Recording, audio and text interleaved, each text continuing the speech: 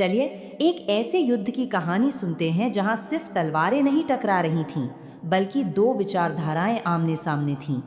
एक तरफ था एक राजा का बेलगाम अहंकार और उसका विनाशकारी गुस्सा, और दूसरी तरफ थे अटूट सिद्धांत।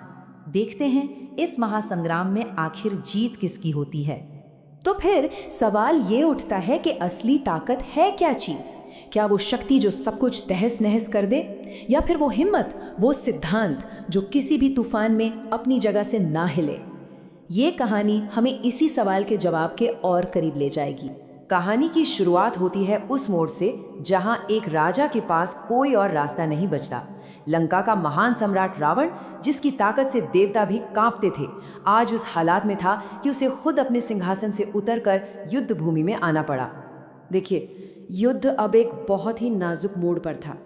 रावण के बड़े से बड़े महान योद्धा जैसे प्रहस्त एक एक करके रणभूमि में मारे जा रहे थे।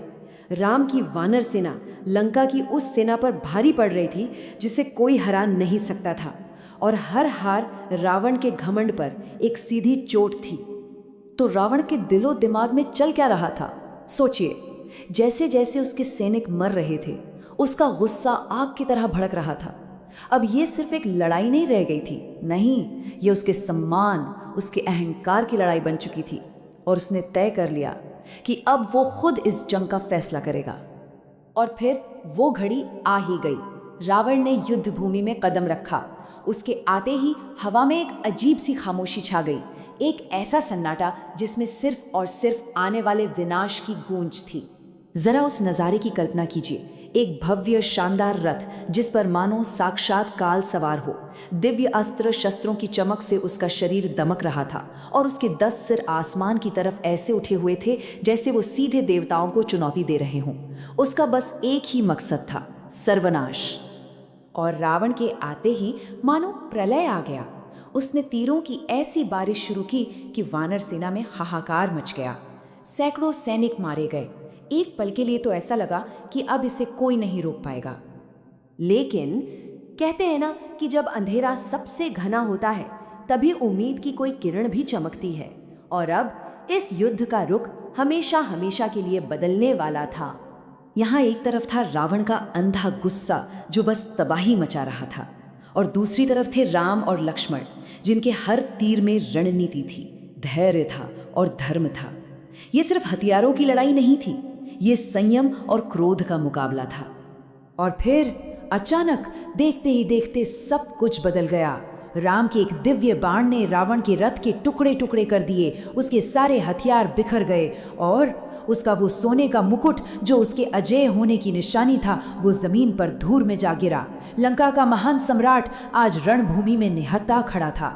जीत सामने थी, दुश्मन निहत्था और बेबस था। कोई और होता तो क्या करता, लेकिन राम ने जो अगला कदम उठाया उसने इतिहास रच दिया। ये दया का एक ऐसा काम था जिसकी शायद किसी को भी उम्मीद नहीं थी। राम ने अपने हारे हुए दुश्मन की तरफ देखा और कहा, जाओ रावण, आज तुम थक चुके हो, अपने महल वापस जाओ, आराम करो, और कल फिर से पूरी तैयारी के साथ आना। निहत्थे पर वार करना मेरे धर्म के खिलाफ है। ये सिर्फ दया नहीं थी, ये धर्म का पालन था। ये जो पल था ना, ये युद्ध के मैदान से कहीं ज्यादा बड़ा था। ये एक आईना था जिसमें दो योद्धाओं की, दो विचारधाराओं की तस्वीर साफ साफ दिख रही थी। एक तरफ अहंकार और दूसरी तरफ सिद्धांत। राम के ये शब्द रावण के लिए किसी भी हथियार से ज्यादा तीखे थे। वो शर्मिंदा था, अपमानित महसूस कर रहा था। यह हार तलवारों से नहीं हुई थी, ये सिद्धांतों से हुई थी। उस दिन रावण युद्ध भूमि से नहीं, अपनी ही नजरों से हार कर लौटा था। तो आखिर इस पूरी कहानी से क्या सीखने को मिलता है? एक तरफ अहंकार है जो इंसान को अंधा बना देता है, और दूसरी तरफ धर्म है जो सबसे मुश्किल घड़ी में भी सही रास्ता दिखाता है। असली जीत हथियारों से नहीं, बल्कि किरदार से मिलती है। एक शर्म से झुक गया और दूसरा सम्मान के साथ सिर उठाकर खड़ा रहा। और यही कहानी आज भी हमसे एक सवाल पूछती है, क्या सिर्फ जीत जाना ही सब कुछ है, या फिर जीत सम्मान के साथ हासिल की जानी चाहिए? ये एक ऐसा सवाल है जिसका जवाब शायद हर पीढ़ी को अपने लिए खुद ही खोजना होगा।